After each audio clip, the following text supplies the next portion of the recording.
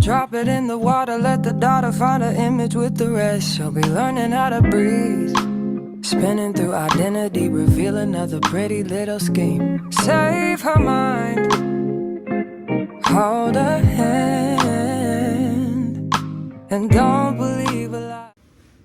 Welcome and welcome back. If you're new here, I am Bree Janice, and as you can tell by the title today, I am going to be addressing the comments that I've seen concerning the living arrangements, you know, people being here in my home, things of that sort. And this is not like the average address in the comments where people be trying to snap on the people in the comments and stuff like that, or, you know, bashing the people in the comments for what they saying. I'm not here to do that. I'm just simply here to give you clarity, because some of you do seem genuinely concerned.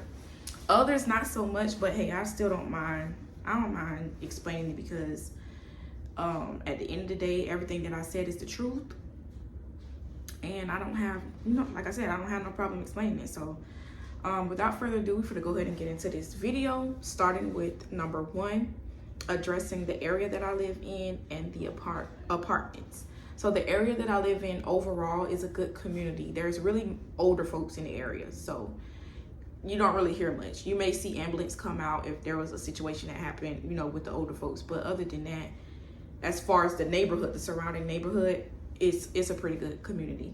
As far as the apartment complex, there have been like police called out for domestic disputes or things in that sort. I've also seen fights and, you know, people just arguing with each other. But as far as seeing any murders or anything like that, no, I have not seen that. So I can say for the most part that it is a okay community within.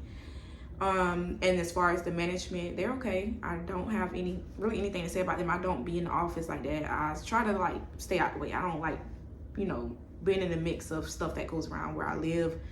I just like to be a neighbor that y'all don't hear from. Y'all just see, and then you see me go back in my house, and that's it. Number two, I'm going to explain what income-based and project-based is. So income-based / project-based is just where you are getting rental assistance, basically. And they also go off of your income if you have any income. So I'm gonna give y'all an example. Say if I am working, and as long as it doesn't go over the max income limit for my household size, then I will have a certain percentage to pay, and the HUD program will pay the rest of the rent. So there's a market rent for each unit. And because I'm on the income-based program, I don't have to pay that full market rent. I would just have to pay, if I work, like I said, I would just pay a certain amount of the rent, and then HUD program will pay for the rest. I am not on Section 8, and I don't have a voucher. And I think that's what confused a lot of y'all with, you know, the way y'all got confused with when I said the Section 8 program or something like that. They're all within the same program, but there's different programs for each one, if that makes sense. So no, I'm not on Section 8, and I don't have a Section 8 voucher, but I am through the HUD program for income-based / project-based. I hope that made sense for y'all, because I don't feel like I just explained that good enough, but hopefully you guys got it. So number three, I'm going to explain the apartment tour video when I mentioned this is where my cousin be at. He doesn't stay here. He was here visiting, and now he has returned home. So when I said this is where he be at, that's actually where he hung out at. And we put a mattress on the floor so that he can have somewhere to sleep, because the air mattresses that we had are my sister's. So they were using those, and he didn't have anywhere to lay when he was here. So we gave him a mattress to lay. Hence why you seen his bags over in the corner. Like he had like a little duffel bag with him. That's why they were over there in the corner. So yeah, that's that. Now everyone else, yes, they belong here. They stay here. They are on the lease, and I'll get into that in a few minutes. So number 4, addressing the room arrangements.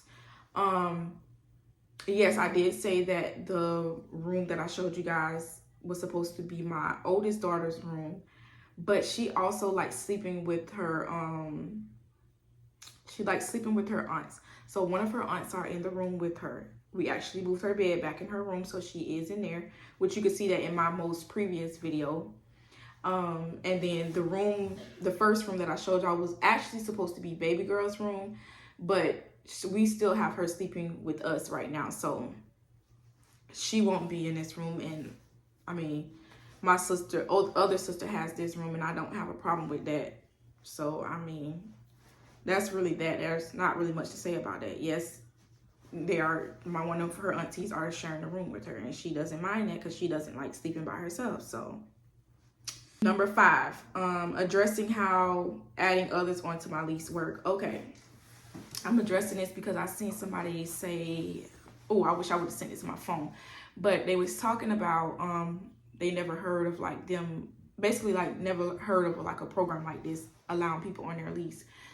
I could see where you could be confused at. If I was on Section 8 and I had a voucher, I could see where you were confused at. But I am not on Section 8 and I don't have a voucher. I'm just simply through an income-based program. So I can add others onto my lease as if I had a normal lease, if I was paying normal market rent.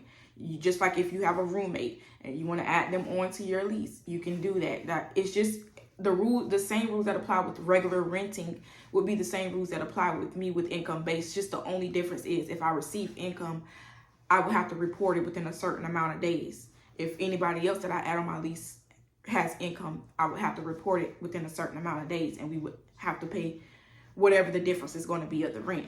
So that's the only difference, y'all. We still have the same rules apply as anyone else that was regularly renting.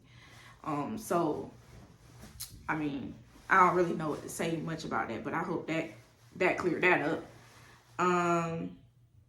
Oh, and I do want to go back. I just missed something. I do want to go back to them saying that they haven't seen. I've seen some people saying that they had never seen like really income based or project based.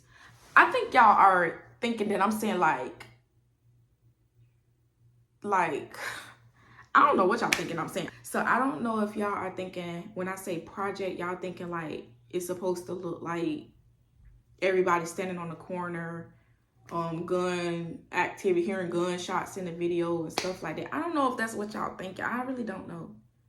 But yes, not every project-based apartment community looks like that. Plus, the one that I'm staying in has recently been renovated in 2022. So it's been renovated for about 2 years now. And thankfully, I was able to, be fortunate enough to get into the units when they were one of the units when they were renovated. And yes, they renovated it with stainless steel. I think the only reason why they renovated it actually is for the regular market rent, but I ain't gonna really get into that.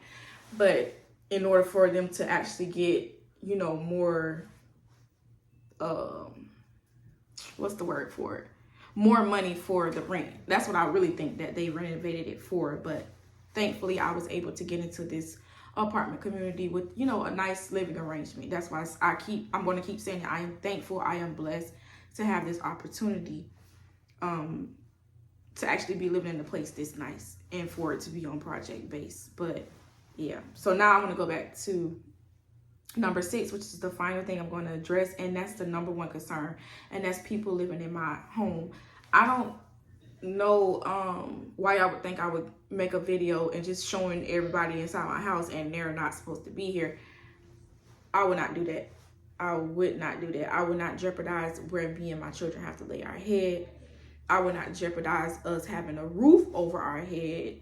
I would not break the rules and be put into certain situations where I would have to face consequences for. I'm not doing that. So I hope that gave you some clarity on all the concerns that you had, because these were mainly the main concerns. Now, if I see any new concerns, then I'll probably just answer them in the comments, but those were the main ones that I really wanted to tackle, because it was just outrageous how y'all would think I would just make a video and say, oh, these people here and they not supposed to be here. Like, no. Yeah, y'all, I hope this answered your questions or concerns, and I am so thankful that you guys are showing me all this love and support. It keeps me going every day. It keeps me motivated to post. And I just hope that I pray that you guys continue to stay with me on this journey as I grow as a YouTuber, and also just grow in life, period. seeing, like, just watching my whole, you know, journey, my whole testimony, because I do have to make a video also explaining to you guys about the situation that I already came from. But this is, I feel like I'm still walking in my testimony. Every day my testimony grows more and more. So I'm just very thankful for you guys, and I hope that you stick around to see more videos of me, you know. And yeah, make sure you like, comment, share, and subscribe if you haven't already, and hit that notification bell for more videos to come. And I'll see you guys in the next video.